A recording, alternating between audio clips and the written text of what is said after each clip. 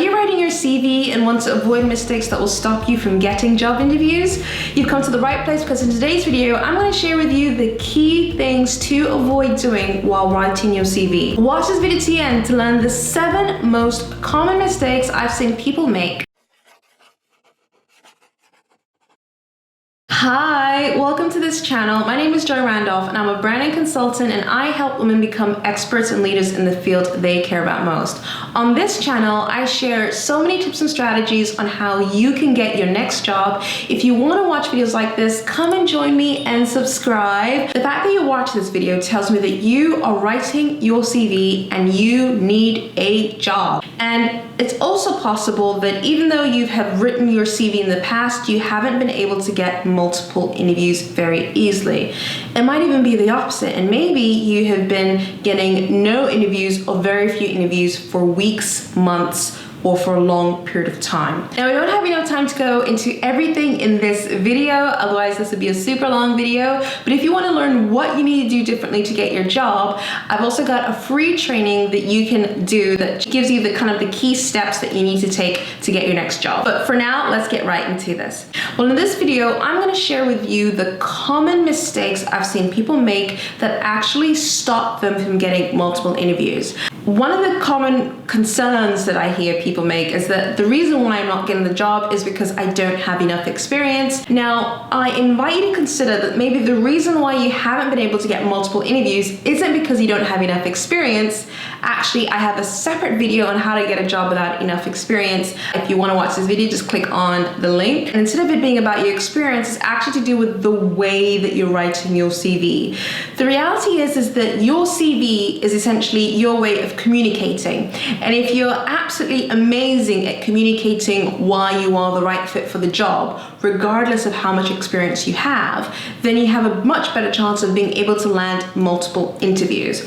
And so in this video, I'm going to share with you the 7 common mistakes that stop you from communicating why you look like the right fit. The first reason is that you're highlighting skills that are not relevant to this position. And here's why this is a problem. When you're writing the skills that aren't actually relevant to the position, then the person skimming it will think that you are good at something else. They will imagine that you should be hired for another job, just not this job. Now, if you want them to think that they want to hire you for this particular job, you need to make sure that every single word on your CV is relevant to the job. Now, I do go into much more depth as to how to do this in my Get Your Dream Job course. If you want to learn how to do this, then simply order the course. The link is in the description box below. The second mistake that I've seen is writing work experience that is also not relevant. So for example, someone is an accountant and they want to get a new job as an accountant. However, prior to being an accountant, maybe when they were at university, they did some other things. Maybe they worked at a bar, as a waitress, in customer service. Anyways, point is that they do have experience doing other roles. The challenge is that when the employer sees, or the hiring manager sees these skills, they will think, oh, you're good at everything else but the thing we need to hire someone for. And I just think, shucks, if only they knew that if they communicated their work experience in a way that makes it relevant. So for example, if you've done a job in the past where you think this isn't really relevant, I invite you to pause and meditate and see how it's transferable. That's the key thing. So for example, if you used to be an office manager and you want to become an accountant and you haven't gotten much experience working for an accounting firm, think about the times when you did things that are consistent with what an accountant might do. So for example, an accountant might go through the expenses or the receipts or the invoicing and actually mention that you've done those things. Even if you don't have a lot of experience, try and think about what is transferable to the role that you want to do. And the third mistake is highlighting that a role was unpaid. I don't know why you want to mention on your CV whether the job was unpaid or not, because whether you were paid for it or not does not really matter, unless you are writing about something that you've been volunteering in terms of, this is what I like to do in my spare time, I like to give back to the community. Unless that is your angle, my suggestion is, if you haven't been paid for it, don't mention that you haven't been paid for it. The only thing that's relevant is what you've actually done, not whether you've been paid for it or not. By actually saying that you haven't been paid for it, it automatically implies that you're not that good at it. and that you aren't worth paying for. And then the fourth mistake I've seen is people writing about their job duties and not the results. Now, I mentioned in my video and actually in my course that the most important thing that employers are looking for is someone that can get them results.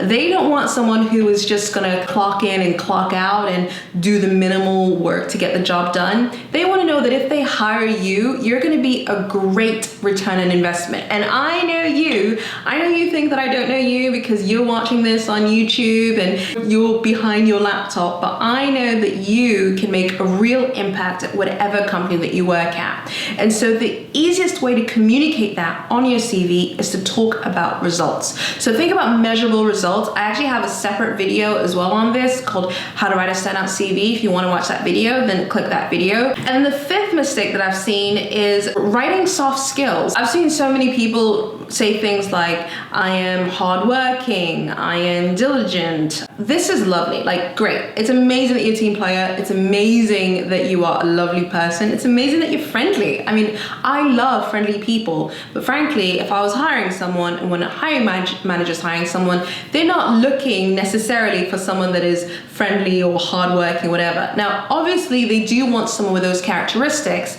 but that doesn't matter unless you have the skills or the relevant experience for the position. So your CV is your tool for showing that you have the relevant skills and experience. Your cover letter, on the other hand, is what you can use to tell them a little bit more about you and what you're like as a person and what your personality is like. Recruiting managers use software to scan and shortlist the best CVs that should be shown to the hiring manager. Now, this is particularly the case if they receive a ton of CVs. The CV software is not going to be looking for soft skills. What they're going to put into their software is more something like has management experience, has marketing experience. They're going to be looking for hard skills and not soft skills. And the sixth tip is to try and avoid typos. This is really obvious, but it goes without saying. I've seen so many recruitment managers say that if they see a typo on a CV, even if the CV looks good, if they see the typo, they'll actually trash the CV, which is so unfortunate because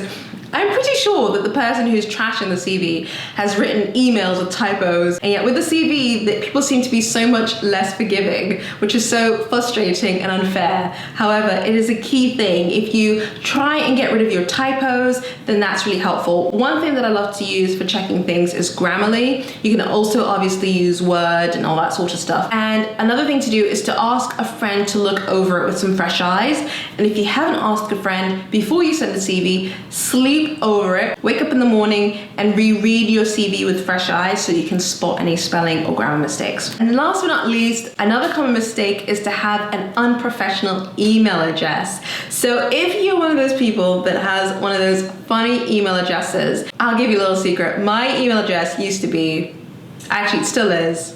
Actually, why am I dishing it on YouTube? Because you guys can send me emails. Anyways, I had an email named after a TV show, and the TV show was Next Top Model. Now, I won't say what the initial thing was, but it was Next Top Model. Now, obviously, I'm not a model, and I do not look like a model, and I wasn't even applying for jobs. I actually just love the TV show. However, if I was to apply for a role using that email, it might look as though it might look quite pretentious or whatever, but I'm just a big fan of the TV show. It's nothing to it like that. So I guess it's kind of like having an email like Real Housewives of New York as your email. Like that would basically be the equivalent of my email. So if you have any inappropriate emails, whether it's Jugs3945 or Alice Wonderland 467212, then that might not seem professional. So the easiest way to kind of fix this is to always use an email address that is your name. So your first name, a full stop, and your last name, or an iteration of your first name, a full stop and a last name,